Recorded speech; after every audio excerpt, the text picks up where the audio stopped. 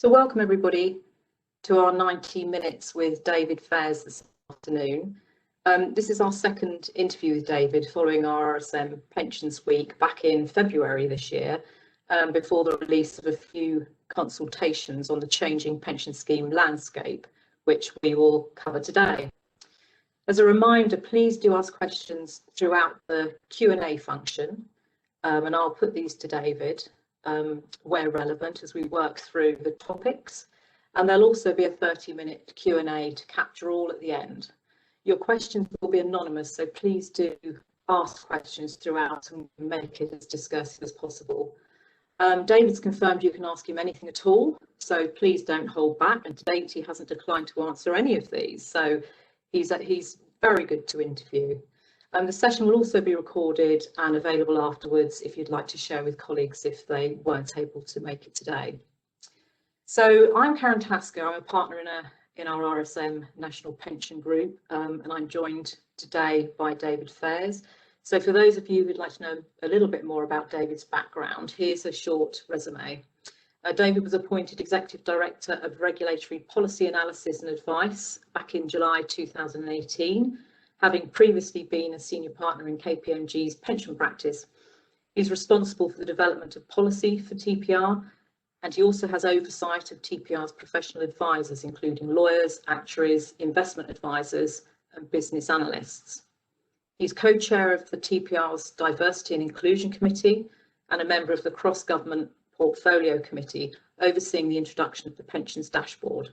And he's the responsible executive for climate change and ESG, which is on our agenda today, within the TPR, and a member of HM Treasury's TCFD Senior Steering Board, the Stakeholder Stewardship Working Group, the Working Group on Productive Finance, and the Climate Financial Risk Forum. So apologies, David, if I've missed any of them out, but gosh, a whole realm of things you're involved in. So thank you for finding the time to come and talk to me today. So we're covering today a range of topics. As I said, they're very relevant with consultations that have just closed and coming into force in autumn this year or 2022. So sort of three main areas came out of our pre-interview discussion with David. It's a singular modular code, which we've been waiting for quite some time. Climate change, which is on every trustee board's agenda now.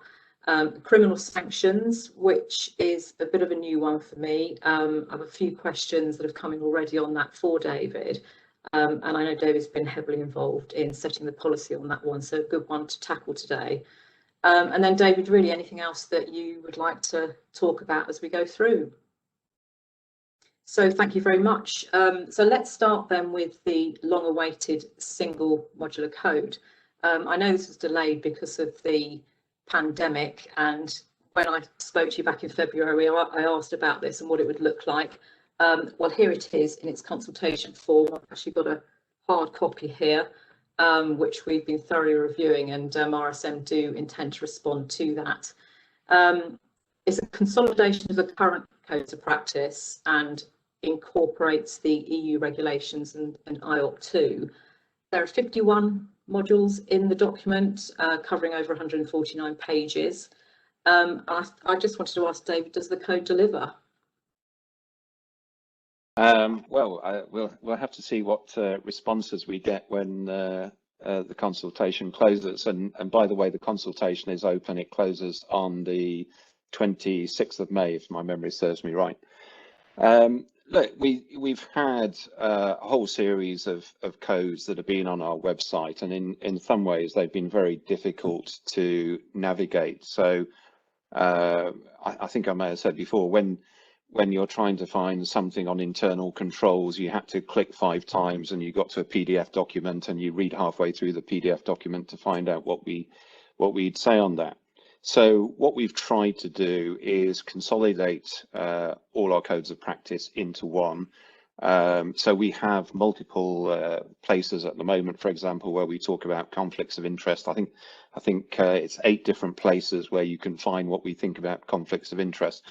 So we're consolidating that down. We're avoiding duplication to the extent that there are any inconsistencies that are in the guidance, and we're trying to deal with those and we're trying to put it in a web-based format that's much more accessible for trustees and advisors. So going forward, it should be much easier for you to find out what we think about a particular aspect.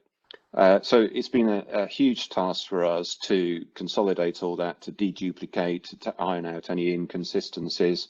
It is a consultation, it's open. We may not have got everything right first time. So we're just seeing what people think about it, and suggestions for improvement, very welcome. Okay, they'll be coming your way, David. My understanding is as well that this is just phase 1 of the new code, and the guidance hasn't yet been considered. So that will come through in a phase 2, or will that form part of this code once it's been through the process? Yeah, I mean, there are still elements that we need to add in. So we haven't finished our we haven't started our second consultation on the new funding code.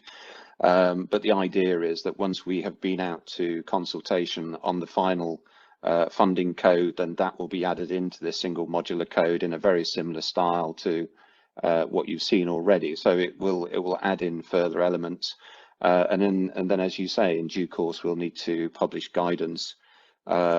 We have got, let me say, Karen, I mean, you'll probably tell me that we're putting quite a heavy burden on you with all these consultations. We've got quite a lot of things to get through as a pensions regulator, following on from the Pension Schemes Act, and a lot of things to do. So sadly, you will see quite a lot of consultations, I think, around regulations from DWP on elements of the Pension Schemes Act. That means that we've got to go out to consultation on new codes and new guidance and so on. So there'll be, there's quite a lot to do, so I can't tell you exactly when that guidance might be in place, but it is on our to-do list, and we'll get it done as soon as we can. Yeah, and it is, as you say, it's all driven from the Pensions Act, isn't it, 2021? So we are expecting all of these consultations to sort of be driven through the system. We've just had a question come through: is the intention to incorporate all 15 codes of practice in time? I think your response is yes. Yeah, absolutely. We've had a good go at dealing with the first batch, and the rest will follow in due course. Okay, good. I've had a few questions here that were sent to me this interview. If I could just put them to you, David. So the first one: within the singular code document, a distinct requirements to apply only to those schemes with more than 100 members, regardless of asset size.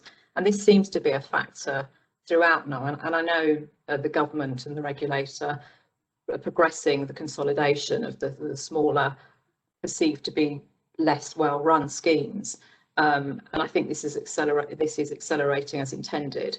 But that's sort of embedded in this consultation document. And then separately, there are several references for the response to be proportionate to the size, nature, and complexity of the scheme. So it's sort of weighing one against the other. So how and by whom is the appropriateness of the response to be judged, as differing government bodies may react differently and still feel that they're being proportionate? So I suppose whoever asked this question is looking for that guidance, really, to make it more specific to those schemes. Well, I mean, let me say, so we are looking for a minimum level of governance from all schemes, so that members, whether in small DC schemes or large DB schemes or small DB schemes or in public sector schemes, we want those members to be reassured that their scheme is being properly run. But we recognise that actually large schemes are able to deal with the burden much more easily. We do need to be proportionate in terms of what we're asking smaller schemes. They've got less resource, less budget to spend on getting support. So this is something that we're particularly looking for within our consultation around what do people think that balance should look like in terms of ensuring that all members of schemes are in well-governed schemes, but equally that we've got the burden right. And that is something that we're particularly looking to get through from the consultation. I mean, it's quite difficult for me to sort of set out specifically, because the very nature of schemes are very different, from large DC schemes to small DB schemes. The complexity and the particulars will be very different. But we are looking at the bodies that govern those pension schemes to make sensible decisions. And I think it's something that we'll see evolve over time of what people feel comfortable with is the appropriate level to strike depending on the particular circumstances of their scheme, and that will be interesting for us to see how people interpret that guidance. But please do share your views with us before the 26th of May. We will do. Within the code as well, there's an interesting angle for trustees, the own risk assessment, which is an assessment they will need to do once the code comes into force. So the expectation will be sometime in 2022. And again, this is for schemes, you know, the smaller schemes with 100 members plus, no matter what the asset size. So just sort of going through the code and just looking at some of the areas of governance, out of the 51 modules, 25 of these need to be included, for instance, in the TKU governance system alone. So I suppose it's how can trustees comply with the costs? And again, I'm looking really at those smaller schemes who don't necessarily have the resource, rather than just a tick box exercise, because I don't think the own risk assessments will be sent to yourselves, but it is the expectation that trustees need to complete those. So there just seems to be an awful lot of work within this own risk assessment that trustees are going to have to prepare on an annual basis and then have reviewed every 3 years. I just wonder what your thoughts were on that. Yeah, so ideally we don't want trustees to look at this as a tick box exercise. Although having said that, if some schemes were to use it as a tick box exercise, it probably is a higher level of oversight on some of the risks and governance that's happening within their schemes and perhaps is taking place at the moment. But we've tried to draft what's in the consultation in such a way that it actually will add value to governance and oversight. So our expectation is that trustees will actually be doing something that we've set out under the own risk assessment anyway. And what we're asking them to do is go through a process, ideally on an annual basis, to see whether the risk framework that they put in place is operating as it's intended, and they have that regular review. And I think if they look at it as an annual exercise, or they look at it periodically as they're looking at risks within the scheme, then actually it shouldn't be such a significant burden. It should be a small amount of work on a regular basis just to update and make sure that the risk controls and so on are working as they should be. But again, you know, looking for responses to the consultation to see whether what we've set out and the idea behind it, that it should be this regular review, it should be sort of incremental and not a significant additional burden, whether that's the way that people see our guidance and understand our guidance. Okay, thank you. We've had a question coming in asking whether you'll require a copy of the ORA, or will you ask schemes for it? Or I think in my reading of it, actually, there is a mention that it will be, the scheme return will be enhanced to actually include a sort of tick in the box if you've done it. Yeah, I think I'm right in saying there's no specific penalty if you don't do an own risk assessment. And so from that point of view, we're not going to take enforcement action against individuals, but it might well be something that we look at through, for example, a thematic review, or through one of our regulatory initiatives where we take a sample of schemes and seeing how they're interpreting guidance, what they're doing, and whether there's a need to do more. So it is something we'll have an interest in, how the market's developing, what it's doing. Okay, and a question has come in actually about they're a trustee of a small scheme, and just really asking you what an own risk assessment will look like for one of these small schemes. So you said it's quite difficult at this stage to do that, but will there be some guidance in very similar to the sort of DC chair statement to sort of explain what a good one would look like, or will you go to that extent? I think this is something that we'll see how practice emerges over time. We haven't been prescriptive about the length of the own risk assessment, so people will be able to do something which is sensible and proportionate to their own schemes. But we'll see what people are doing, and to the extent that they're not achieving the standards that we want, then we'll provide some additional commentary. But again, it's open to consultation. We'll see how experience develops. Okay, thank you. There's a more specific point here about some of the sort of assurances that trustees need to obtain in their role.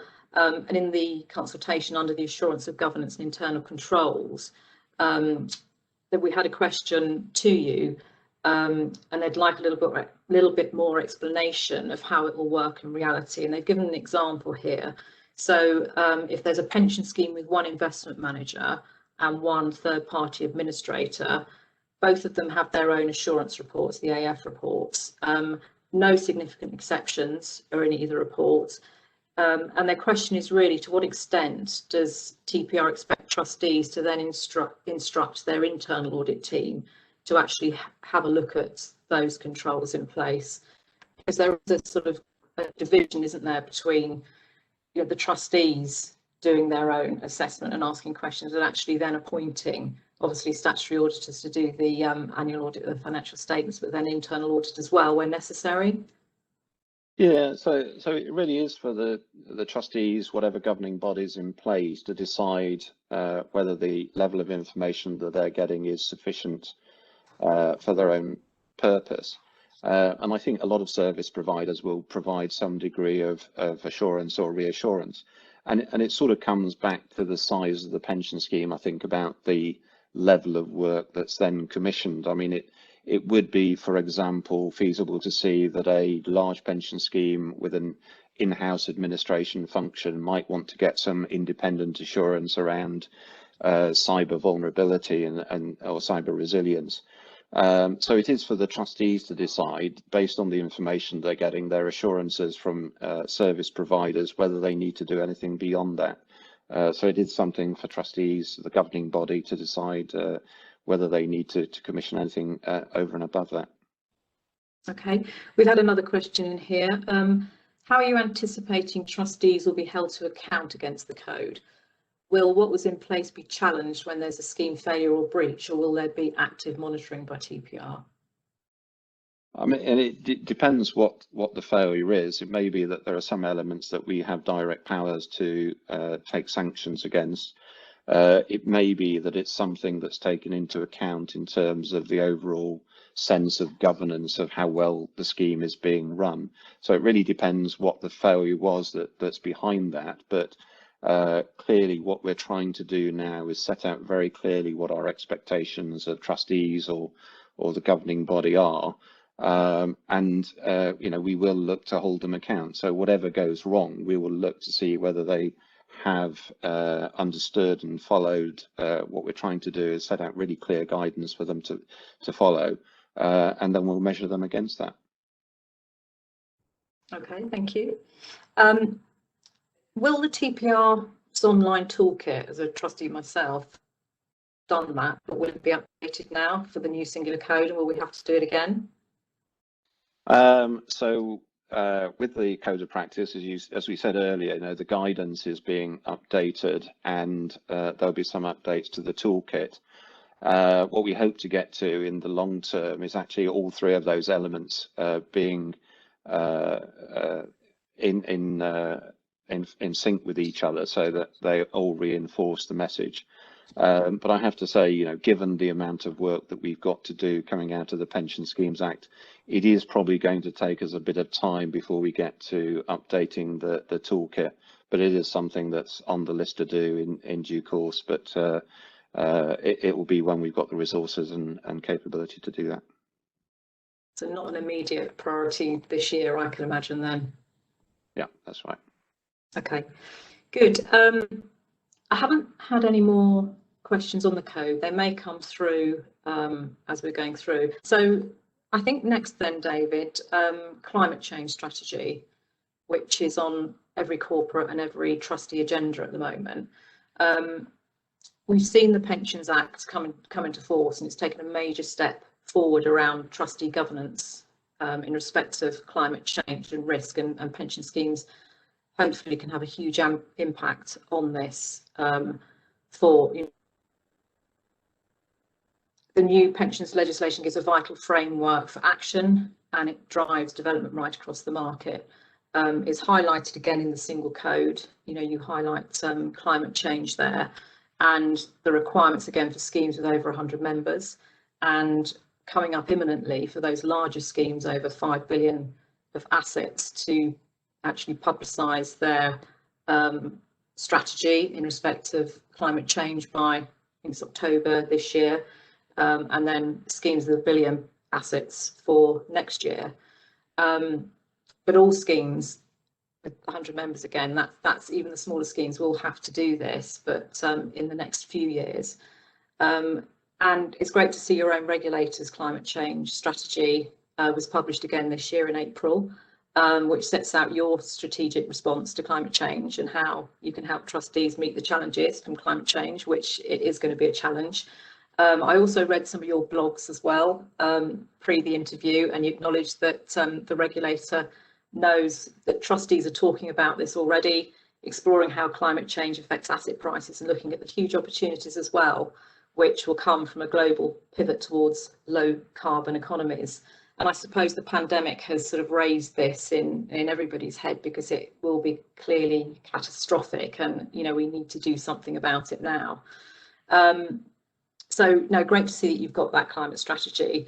I suppose from the perspective of having that strategy in place, how soon will serious enforcement of the law following the Pensions Act regulations take place? You know, what do you perceive that to be in respect of time frame? Yeah, I mean, as you say, Karen, so there were some requirements which came in October 2019 about trustees taking climate change into account in their statement of investment principles, and then a year later in implementation statements, and kind of slightly phased later for DB schemes. So first of all for DC schemes. So let me just say, actually, for those DC schemes, we did look at all the master trusts to make sure that they had put relevant sections in around climate change into their statements of investment principles. And because master trusts cover something like close to 90% of members saving into DC arrangements, we know actually for a lot of savers into DC arrangements that those things are already being taken into account. But as you rightly say, from October this year, the requirements step up quite significantly.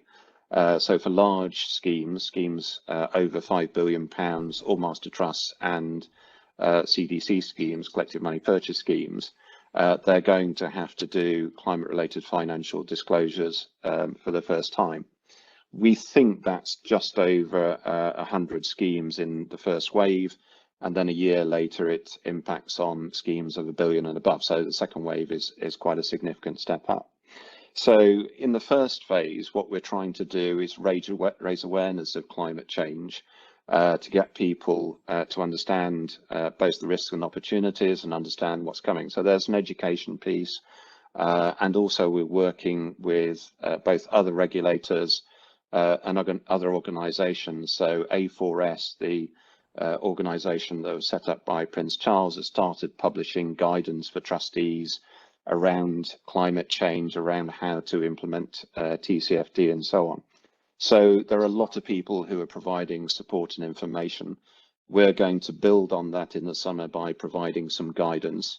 There are other organisations, PLSA, PCRIG, also setting out some quite clear guidance with DWP. So there's a lot of guidance and support coming, and that's the sort of we want to raise the understanding, we want to provide clear guidance, we want to provide tools and support before we get into the enforcement stage.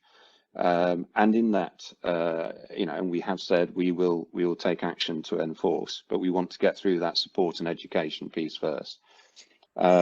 If people don't do anything around climate-related financial disclosures, then there is a mandatory fine. So that's very clear. If they've not done anything, then there's an automatic fine. So that will come into force straight away. There's then an assessment of the quality, if you like, of the disclosures. And it's probably fair to say that actually we'll kind of help and support, and we'll see what people are doing, and kind of support them, and probably not take a heavy hand in terms of enforcement in the first year, but then actually the expectations will rise. And we're very clear that we know that actually it's going to be difficult for that first wave of schemes. We've already spoken to some schemes that have been early adopters of TCFD and spoken to them about some of the challenges that they've seen. So we know that for some asset classes, the information can be difficult to find, it's not complete. We understand that the regulations allow for that. It's kind of comply as far as you're able. But I think, you know, what you've seen just this week is the FCA making the announcement that they'll be going out to consultation around investment managers being required to comply with TCFD guidance. Just 4 or 5 weeks ago, you had the BEIS consultation around making it mandatory for large companies, large private companies and LLPs to do it. So what you're seeing is a coordinated effort right across government, across regulators to bring climate-related financial disclosures so that by the time we get to 2023, most of the financial system will be disclosing on TCFD basis, and then by 2025 that will be pretty much complete. So this is a huge effort. It's a coordinated effort. As you said right at the beginning, I was part of the Treasury steering group where all regulators with BEIS, with Treasury, with DWP, worked together to produce a roadmap that was announced by the Chancellor last November on how the whole system is going to come together. All regulators are really ambitious about this. You'll know that it's a kind of a major topic of government because of COP26 and G7 discussions where we're hosting. So it's a hugely important area, lots to come. And so you asked a very simple question, and I've answered it with a very long answer. You can tell it's an area I feel quite passionate about. Yeah, no, it is. Yeah, you and your bio, you know, you're obviously, you know, heavily involved, and I think more people are becoming more passionate about it because, you know, they realise how serious the consequences are if companies don't start to act in the right manner. I suppose another important factor very much related to climate change is the impact on some employers, and the impact could be again really significant. The integration of covenant, actuarial and investment risk. And it's absolutely key to ensure successful saver outcomes.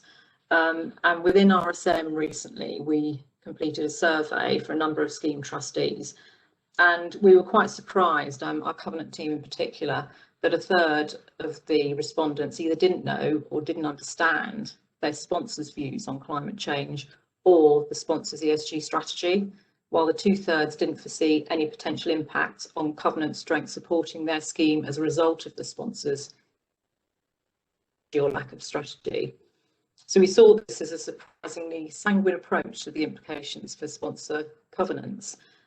We understand the guidance will be published on this major area. Is it in the autumn, did you say? Summer. Yes. In the summer. So it's really just to understand more about that and whether we can expect it to cover the sort of covenant angle as well. Yeah, so we certainly will touch on that. I mean, I think it's interesting that you got the survey findings that you did, and I don't know whether it's as I say, because of this huge desire across government and across regulators to bring in climate-related financial disclosures as soon as we can. Different regulators have different means of enforcing financial disclosures. So in the case of pension schemes, we were quite fortunate that we had the Pension Schemes Act making its way through Parliament, and there was an amendment to the Act or to the bill to bring it in. So actually the requirement comes in quite early in terms of pension schemes. They're sort of the first to have that requirement placed on them in legislation. Whereas, as I say, the FCA have just announced it in terms of investment managers, and the BEIS consultation is looking for implementation for years commencing after 6th of April 2022. So it might be that just the sort of different phases of enactment on different parties might be that it's not being mandated for corporates just yet, whereas it is being mandated for large pension schemes. So this could be quite interesting, because actually in many ways it's sometimes the corporate sponsor that's challenging trustees. I think this is an area where trustees might well be challenging the sponsoring employer to saying, it's really important for our understanding of the support that you're going to be able to give us as a sponsoring employer on how you're going to deal with the impacts of climate change, either the physical impacts if we don't achieve net zero and we don't get climate change under control, or how are you going to deal with the transitional aspects, and is that going to require you to invest money, and is that going to reduce profitability and cash flow? So it is really important that actually trustees understand whether that's going to be the detriment of the sponsoring employer, or actually whether the sponsoring employer has got some opportunities and actually the covenant may improve. So I think it's really important that trustees do push that dialogue to understand what the sponsoring employer is doing around climate change, how it's impacted, whether it's impacted positively or negatively. I think that's fundamental to understanding the covenant strength going forwards. Absolutely. We've had another question here. Has the regulator issued a public statement of support for the goals of the task force on pension scheme voting implementation launched by the DWP in December last year? TPSVI is clearly in the interest of pension scheme trustees, and we hear some sectors of the investment management industry are not exactly keen to help their clients have greater influence on casting proxy votes. Can you, in your role, encourage investment consultants to play a more engaged role? And what is your position? So it is something we haven't, your first part of your question, have we made a public statement of support? We haven't. It is something that we're looking at. But it is something actually that we're looking at as part of our stewardship regulators group. So it is something that we're looking at across all regulators about whether it would be an appropriate thing to do, how to do it, and what the benefits would be. So it is something that's under active discussion, not just with the pensions regulator, but all regulators are looking at it. Okay, we've had a question come in here now from somebody in respect of the disclosures. So whilst it's absolutely right there's a focus upon climate change, do you think that adding more disclosures to the annual report is the right place for this, given that members don't typically look at the annual report? And I would just say, actually, it's great news that the own risk assessment isn't part of the annual report and accounts. I recognise that these documents are getting longer and longer, and that actually potentially leads people to be put off by the length. It is challenging because I think this is really important information. It's important that actually trustees and investment managers have access to that information to decide what their investment strategy is and how they're the extent to which they're exposed to climate risk. So it's really hard, and I don't think any of us enjoy longer and longer annual report and accounts or longer and longer chair statements. But we have to get this information out so that people can make rational and reasoned decisions over where they invest. But I take the point. Good. Okay, another question here. I think you've sort of answered it really, but I'll ask it anyway. We're now seeing fintech firms like Tomello finding ways for members to find out more about and engage more directly with the companies in which the schemes are invested, going over the heads of the trustees and investment managers. So what are your views on this sort of disruption, it's called here, of the investment chain from trustees through their consultants to the ultimate companies? I mean, I think there is more and more interest from members about where is my money being invested, and is that being invested in the things that I support and believe in? And, you know, that's added to by organisations like Make My Money Matter, who are raising the profile of not just climate related, but sustainability issues of is your pensions money being invested for good and so on. So I think if trustees are not alive to climate issues, to sustainability issues, then this is something that they do need to get up to speed with, because it is a growing area of interest for members. Members want to know where their money is being invested and how it's being invested. So I think, you know, this is providing a service to members who want to know where is my money and what's it doing. We've had another comment here, really, sort of question. TPR wisely started mentioning the financial risks of climate change some years ago, but over the last couple of years, the other UK regulators seem to have powered ahead. What do you think about that? As I say, it is actually a coordinated effort between all of us.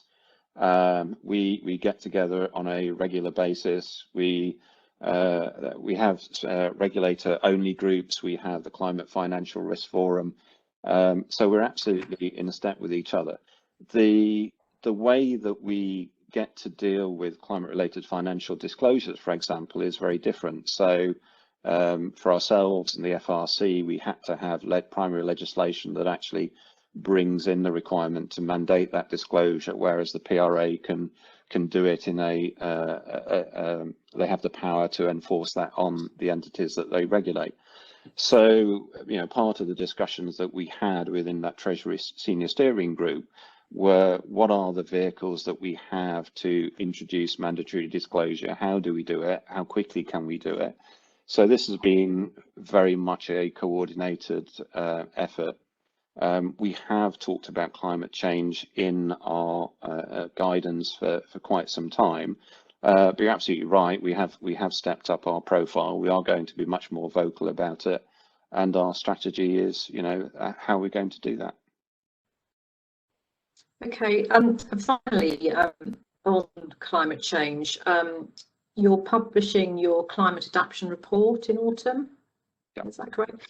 And this will outline the findings of schemes and how trustees are actually responding to managing the risk and opportunities. And I suppose, what do you feel or predict that those results will look like? Because it's not too far down the line, is it really?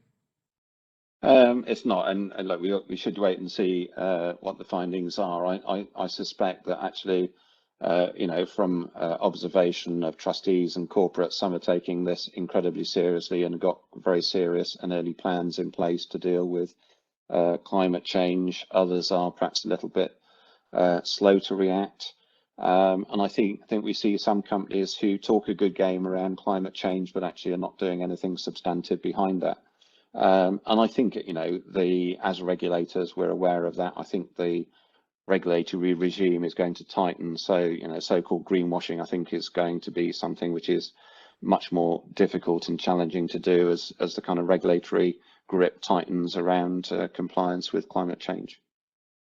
Okay, another question here. How would you advise trustees to balance the absolute legal obligation on them to look after the financial interests of their members with the softer obligation to take account of members' interests in how their money is invested? I think that's a really good point. I think not taking in account of climate change is actually jeopardizing good outcomes for members, because actually if trustees are not thinking about the risks and the opportunities for climate change, that is going to have quite a serious financial impact on members. So it's pretty clear that that is something that trustees need to think about, both the upside and the downside. I think in terms of more ethical issues, it's perhaps less clear. But you will have seen that the pensions minister wrote out to the 40 largest schemes asking what they were doing around sustainability. He's got a call for evidence around that. But when you look at issues such as diversity and inclusion, then actually we're very clear that if you don't have a diverse trustee board, you're probably not having good debate, you're not having good decision makings, and that's probably not resulting in good governance. So actually there are areas where actually if you don't deal with something like diversity and inclusion within the trustee body, then that ultimately is going to lead to less strong governance than you would if you did have a diverse trustee board in place. And can we just touch on diversity and inclusion then? You've got your strategy out on climate change. Are you intending to publish your strategy on D&I? We are, and sadly it's taking me a little bit longer to get it published than I'd ideally What have you been doing? These things are taking far too long. We are being really ambitious with our strategy, and we've got 3 elements to it. We're looking at what we're doing ourselves around equality, diversity and inclusion within the pensions regulator. And you'll have seen some of the first steps in that. So in previous years, we just published our gender pay gap.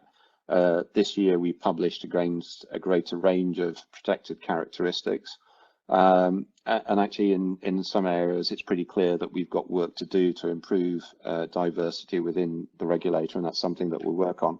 So we're looking at equality, diversity, inclusion within the pensions regulator.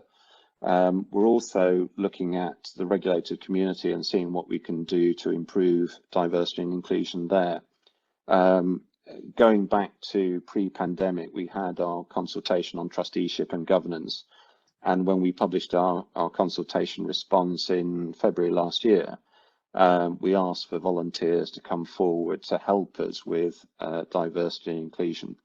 We had, I think, close to 80 people volunteer.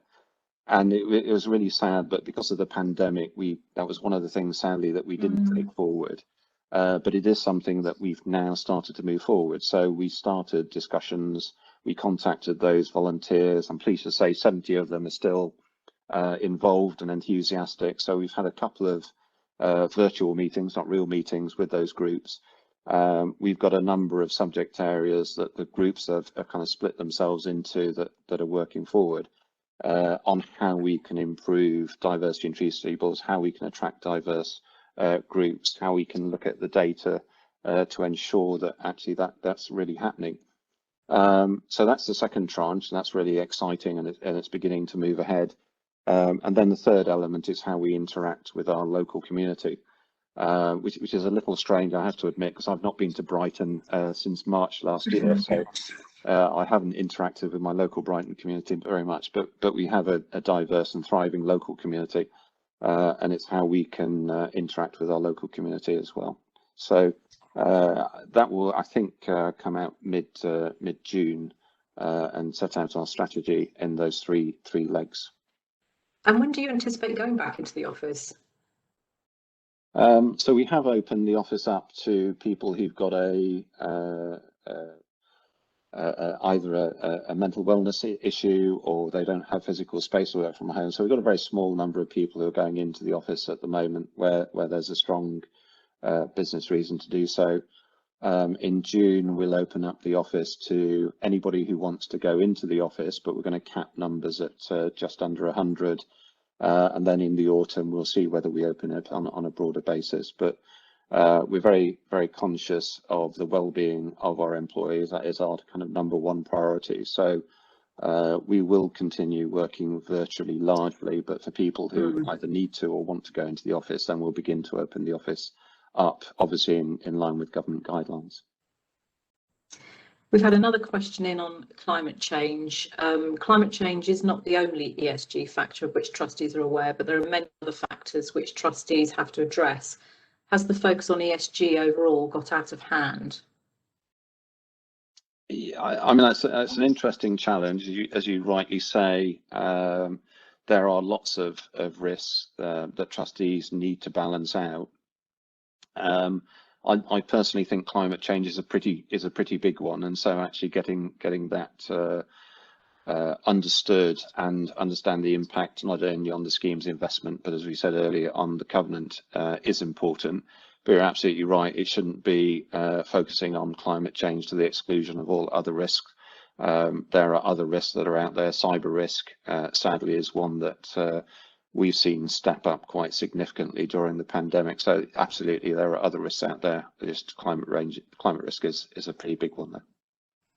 And just on that point, cyber risk, I've had a few of my own clients sort of asking the questions about how much work do they need to do around cyber, because I think the change of working environment, trustees are more alert now to sort of cyber attacks, and indeed they are coming out of the woodwork. So what have you seen from your perspective, trusting cyber consultants? Or I'm just wondering whether they should, the expectation is that in this pandemic world, trustees should be doing more than just asking questions. Yeah, actually, PASA has published some really good guidance, I think, around cyber, and if you haven't looked at their website and their guidance, then I'd encourage you to do so. Some very sensible and practical tips. I think, we've got to recognise, because we're all working remotely, that does give increased opportunities for cyber criminals to take advantage of that. We've certainly seen substantial increase in attacks on our own website.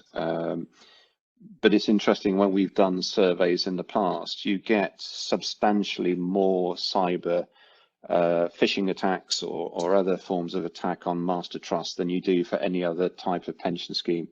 I can't quite remember the numbers off my top of my head, but it's something like 5 or 10 times as many attacks on master trust than you do for any other type of pension scheme. And clearly master trusts have got lots more members in, so they're a richer target for criminals. But I also wonder whether master trusts, because of the authorization process that we put them through, just are more aware and have more controls in place and understand that they're being attacked much better than other schemes. So it does concern me that perhaps other schemes are being attacked in the same way, but they're just not necessarily aware of it. No, agreed. Okay, thank you. We have got some more questions, but I'll leave those until the end, and then we can just mop up. Should we move on to your favourite subject, criminal sanctions? I'm not sure it's my favourite subject. Your favourite, most topical, well, or is ESG. But so your consultation on the TPR's prosecution policy has now closed. And criminal sanctions are expected to come into force this autumn. Just for everybody on the call, the background to the prosecution policy being the Pensions Act 2021 and the introduction of really 2 new criminal offences, the offence of avoidance of employer debt and the offence of conduct risking accrued scheme benefits under the sections 58A and 58B. So you have attracted some comment through the consultation, including the fact that it opens up criminal liability not just to the principals but also to professional advisors. So rather like in the very early days of clearance, are you expecting much more prior regulatory involvement in transactions as advisors seek to understand the boundaries of what actually is classed as reasonable? Yeah, so I think this is an area that has raised quite a lot of concern and debate, and we saw that as the Pension Schemes Bill worked its way through Parliament. And so as a response to that concern, the Minister gave the assurance that the Pensions Regulator would publish guidance on how we would use the powers that are being given to us. And he very clearly said that the intention was not to criminalise normal commercial activities, that those could continue as at present. So the intention of the criminal sanctions is not to criminalise or get in the way of normal commercial activity. That was the intent of the Minister and Parliament, and that's what we've tried to reflect in terms of our guidance. However, we are not going to publish a document that says here is a guide on how not to make yourself subject to criminal sanctions, because that would be sort of counterproductive. I mean, it clearly was the intent of Parliament to give us a degree of discretion and quite wide-ranging powers so that we would be able to take action where we thought it was appropriate to do so. But through the guidance, what we're trying to do is set out the circumstances where we will use those powers and where we won't use the powers. And let me say quite clearly that actually there is no clearance process for the criminal powers. So you will not be able to submit and get a clearance to say that you will be immune from criminal sanctions. That isn't the case. A lot of the debate and a lot of commentary in the press is, if I do this particular action or I carry out this act, does that mean that you're going to come after me with a criminal sanction? And it's important to say that actually the powers actually have 3 legs to them. So there has to be intent, there then has to be an act, and there has to be no reasonable excuse for the act that was then taken place. And each of those elements has to be to the kind of criminal level. So it has to be beyond reasonable doubt. So there is a really high bar for us to be able to use these powers. Everybody's focusing on saying, you know, if I do this act, does that catch me? And if I do that act, does that mean I'm okay? But it's the three elements. It's the intent, it's the act itself, and it's do you have a reasonable excuse for doing it? And we have to prove beyond reasonable doubt those three things. So I think there has probably been an overreaction to some of it, because we are not going to use these in normal commercial activities. We are going to use it where we see egregious behaviour that jeopardizes people's benefits. And I think people would expect us to use those powers in those circumstances. So you know, let me say that by background. We have had quite a good response. We've had just under 50 responses to the consultation. We obviously need to take that away to think about those responses and then adjust the guidance to reflect that. We're trying to be as clear as we can on the sort of circumstances of where it will come into force, where it won't. You know, one of the areas that is of concern is that previously there had to be an associated and connected test, so it had to be somebody that was, you know, the employer or the trustees. One of the challenges is this can be anybody that is brought into the scope of criminal sanctions, including advisors, including people like you, Karen. So, you know, I think that's the bit that makes people. I'm a trustee as well, David. We are definitely in scope there. Okay, thank you. Yeah, because in one of your recent blogs as well, you mentioned that you'd heard suggestions that competent trustees will resign in fear of inadvertently committing an offence. But that's not really a genuine concern, as you've just sort of portrayed. There's a bit of scaremongery going on there. I think so. I mean, I've heard of one trustee who's resigned. There's no evidence to say that there's any big reaction within trustees who suddenly feel that they're going to be subject to criminal sanctions. And, you know, if trustees are doing the right things, they're carrying out their duties, they should not have anything to fear from these new criminal powers. These are designed to go for people who have jeopardized people's accrued pension rights, as you said, and where they have intentionally done that and they don't have a reasonable excuse for doing that. That's where this is impacted, and trustees who are doing the right thing, behaving the right way, shouldn't have anything to fear from this. I do think the pandemic has sort of opened up that dialogue between the trustee board and the corporate more, you know, if it wasn't there already, because, you know, the trustees are having to ask pertinent questions of the employer, and the employer is having to disclose more information than it may necessarily have done in the past. So I know from an audit perspective, we've learned a lot more about the corporate part of the pension scheme through the process and through the pandemic. I've had another question here. A number of industry groups have been vocal in respect of grey areas within the prosecution policy. You've mentioned some further guidance will come out. Following the feedback and responses to the consultation, how far will the regulator take these comments on board? And they're asking in particular, will there be further guidance or examples of what the regulator expects a person to have known, and examples of what's considered legitimate commercial activity to ensure reassurance and to ensure successful prosecutions? Yeah, I mean, as I said before, we've got to strike a very difficult balance of trying to provide clarity around what is a normal commercial activity and retaining the discretion that Parliament gave us to be able to use these powers in circumstances where we think it's appropriate. We tried to do that in the consultation. Clearly, people think that we should have gone a little bit further. We'll have to look at what the consultation responses are and look at that. But as I said up front, we're not going to provide a guide on how you can carry out acts with criminal immunity. That's not exactly where we're going to go. And I know people would like us to draw really clear lines so that they can operate right up to the line and not be subject to criminal sanctions. You know, that is not something that we're going to do, but we do want to make it clear the circumstances where we will act and where we won't take action. And if it is a normal commercial activity, then actually people shouldn't be concerned.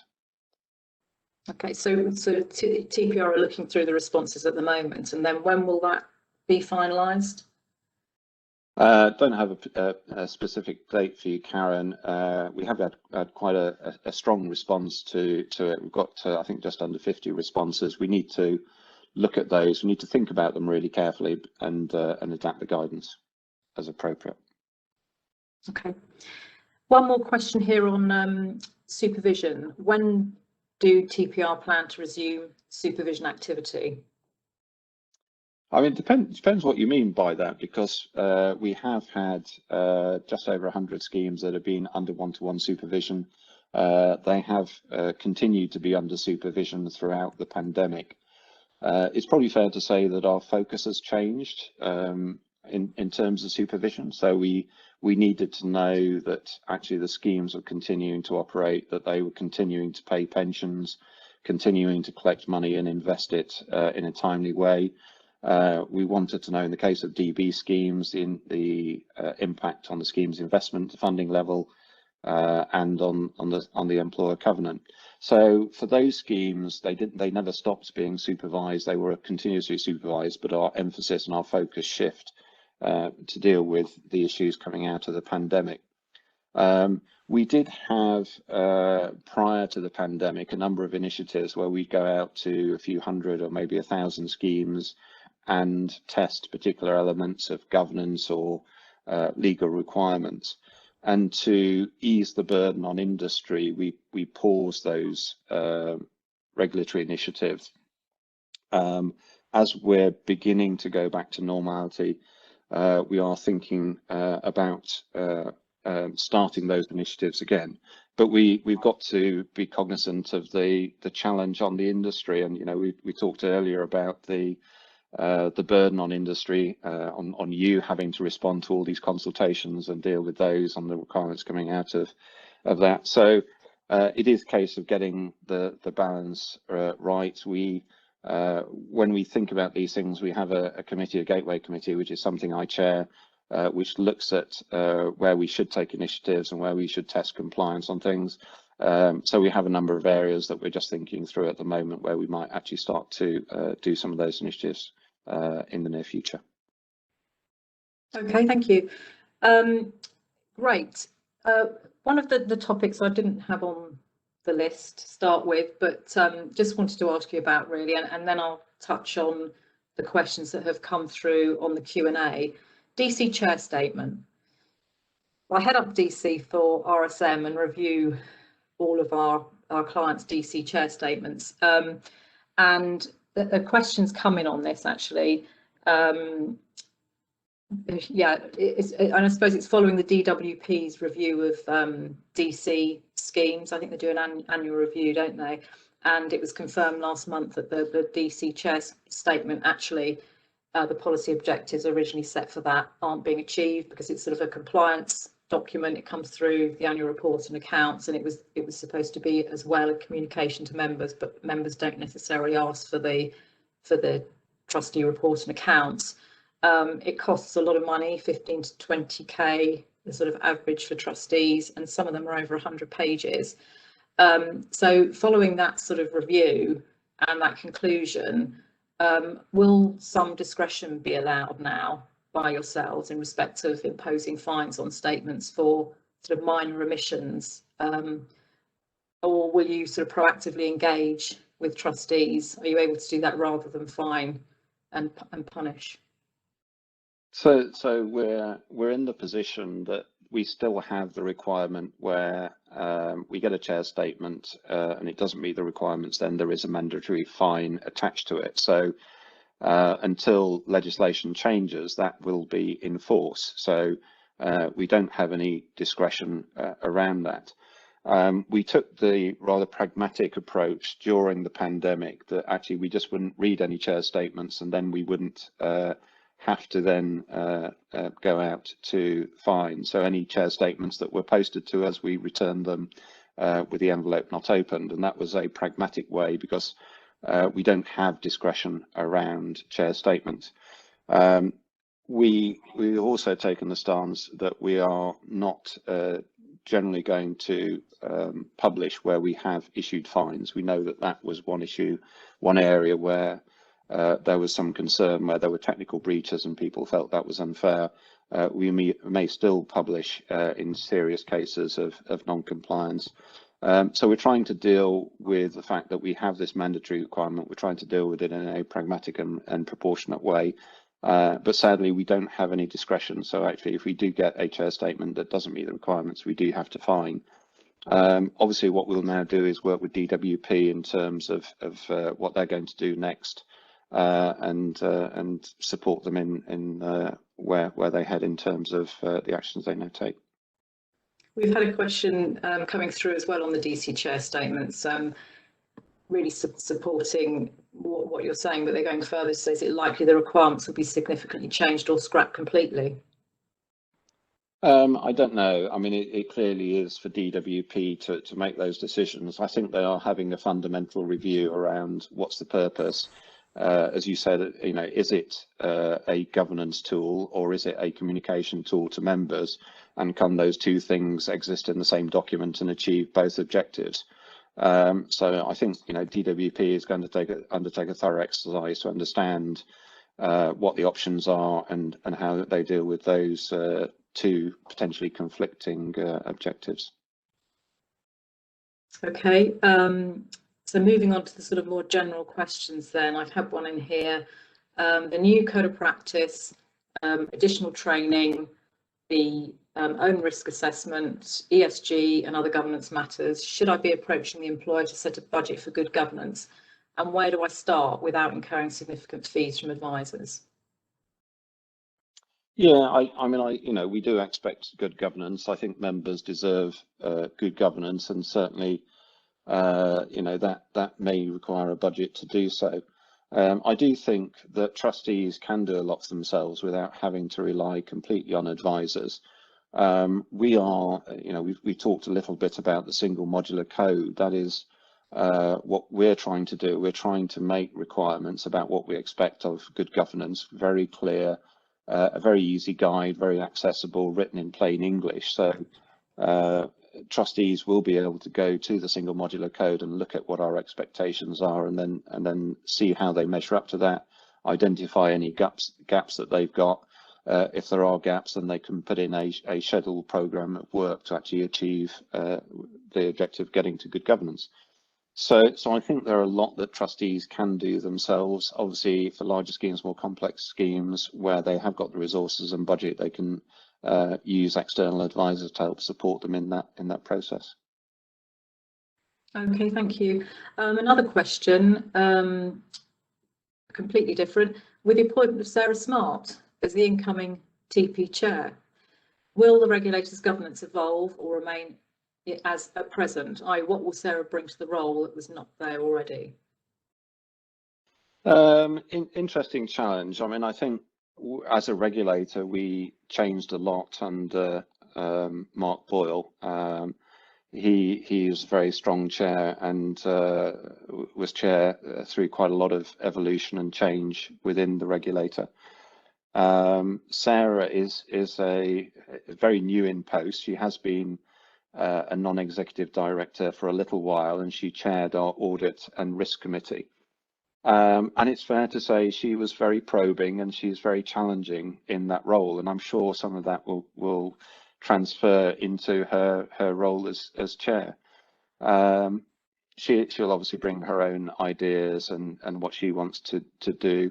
Personally, I'm expecting quite a lot of challenge about whether we're doing everything that we can and driving change quickly enough. So I think it's a new chapter in the regulator. We'll maybe have to see exactly what changes Sarah brings, but it's great for us. We've known Sarah for a few years because of her being a non-exec director, and really pleased that she made it through the process to become the new chair. Mm-hmm. Good, exciting times. Another question here on a different topic. I'm aware of a concern on some trustee boards about the availability of full trustee indemnity insurance, D&O cover, and the increased risks of litigation with the new powers. Will the regulator be taking such concerns and liaising with the insurance industry on this? Yeah, this is something that I'm beginning to become aware of. I mean, I think indemnity insurance has never covered criminal sanctions. So the fact that there are criminal sanctions from that point of view, it won't give you protection from that. But I understand that actually there are potentially increased costs in defending what might be criminal actions. It's a little bit challenging for me to understand exactly why there is that. What people are telling me are quite significant increases in premiums. We're not expecting to. I think I said this in my blog. We're not expecting to go out and issue criminal sanctions all over the place. We might have I don't know, 1 or 2 a year, or 1 or 2 every 2 years or so. So these are not, they're not going to be frequent cases. So I'm slightly perplexed by what I'm being told, and it potentially is something that we need to look into a little bit more. Okay, thank you. Another question. I'm conscious you haven't even had a drink of water, David. I'm firing away at you here. Do have a glass of water if you'd like one. Although it's 4:10, so I'll just keep going for as long as the questions come through. Would giving an organisation such as a bank first priority over a debt be likely to become a super notifiable event in the new regime?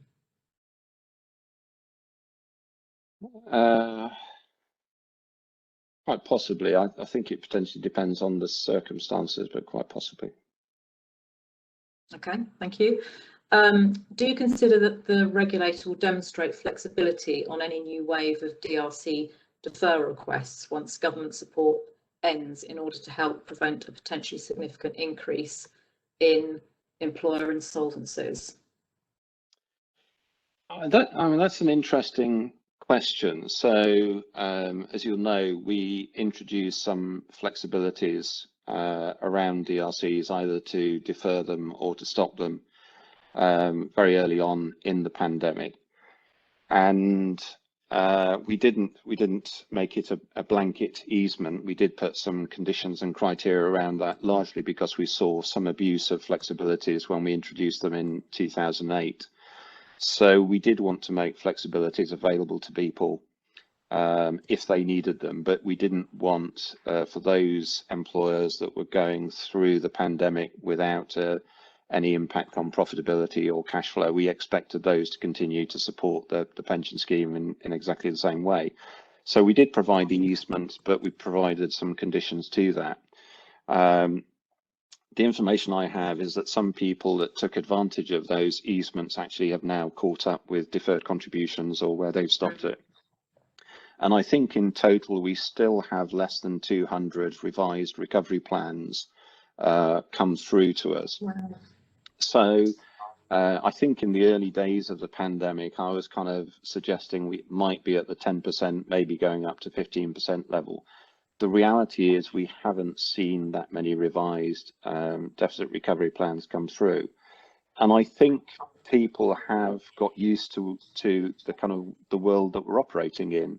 So because we've had this roadmap of easements, and we have had an extension to the job retention scheme, now extending out to the autumn, I do think employers have been able to plan actually how they're going to deal with as the lockdown sort of comes to an end and we get more freedom. They are beginning to plan about, are their customers going to come back? What does their business look like in a post-pandemic world? So I think what we're seeing is people kind of adapt to the situation that they're in, and it may well be that some are not as profitable, some have adapted and changed their businesses to be as profitable or more profitable. So I think we're going to have to see what happens, but I'm beginning to think that actually we might not see a sudden rush of insolvencies or whatever at the end of the job retention scheme. Clearly, some businesses have failed, some have struggled, some continue to struggle, some will come to an end in the future. But I think the support that the government has given has kind of reduced and deferred that burden and given employers time to plan for what the world looks like. And as I say, all the evidence to date is actually that a lot of, or very few companies have actually taken advantage of the easements that we provided. So we'll continue to monitor the situation, but it's quite an interesting picture. And actually, I haven't got the the numbers as at the end of April, but certainly at the end of March, we had funding levels in aggregate at 97% of technical provisions on 1st of January last year. That went down to about 87% at the end of March, but with quite a wide dispersion of experience. Those schemes that hedged actually came through with no reduction in funding levels. Worst case, I think some funding levels dropped by as much as 30%. But then actually, as you get to 1st of January this year, we probably got back pretty close to, I think funding levels at the end of December were about 96%, so very close to where they started the year. And they've improved a little bit to the end of April. So I think we were up to something like 99% funded in aggregate on technical provision basis. So I know that there's a much wider dispersion of funding levels than we probably had before. But in aggregate, actually, the funding level is now better than it was pre-pandemic. So it may well be that actually easements are not necessarily required at the extent that we perhaps thought they might be. No, we just see how everybody comes out of the day later this year, as we've never been through a pandemic such as this. So all we can do is monitor. Another question here, DC schemes. Is it time for some form of funding requirement for DC pension schemes to ensure that trustees have funds to comply with the governance requirements, as many schemes only have funds allocated to members under the direct control of trustees? Yeah, it's interesting. It was a question that was posed to me probably about 18 months ago, because obviously with master trusts, as part of the authorization regime, they do need to have a level of funds that actually, if they fail or need to merge with another organization, they have to have enough funds that they can run on for a period of time to get themselves there. And the question was posed to me 18 months ago of actually, should we just require that of large DC schemes anyway, so that actually if they don't not able to carry on, or maybe there's a failure of the sponsor, then actually there are funds available that enable them to do that. So it is something that I've been reflecting on. It's not something that we've got the power to do, but it is quite an interesting thought. I have to say it's kind of been put to the back of my mind whilst we've gone through the pandemic, but maybe as we come out the other side, it will be something to think about again. That's interesting. Yeah, absolutely. Otherwise, yeah, if it comes out of the members' pot, that's not the greatest outcome, is it? Another question here. Right, a long question.